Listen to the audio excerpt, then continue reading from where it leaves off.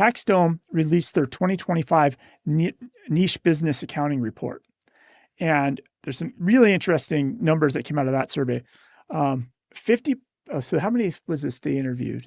350 U.S. small and mid-sized businesses. So basically they're asking business owners how they look at accountants and select accountants. So 57% of small businesses found their accountant via peer referral, and only 3% found their accountant through advertising. So you might think about the money you're spending in advertising with this. And small businesses are willing to pay up to 25% more for premium services tailored to their industry.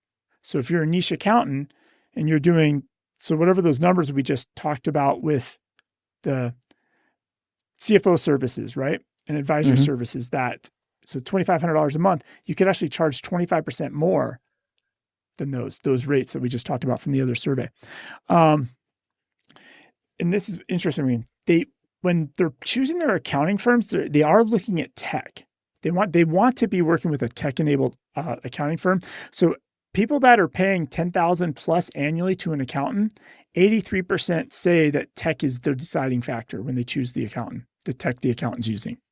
What percent? 83%. So for small businesses, the deciding factor?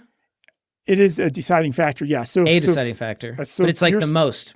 You're saying that I'm trying to get an idea, because I've always felt that tech savvy is important, but ultimately a prospect chooses their accountant based on their expertise. Yeah. Is that not true?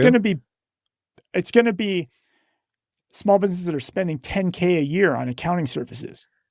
Right? Yeah. So they probably have the right to have expectations, a good experience, right? Because you're not paying $300 for accounting services.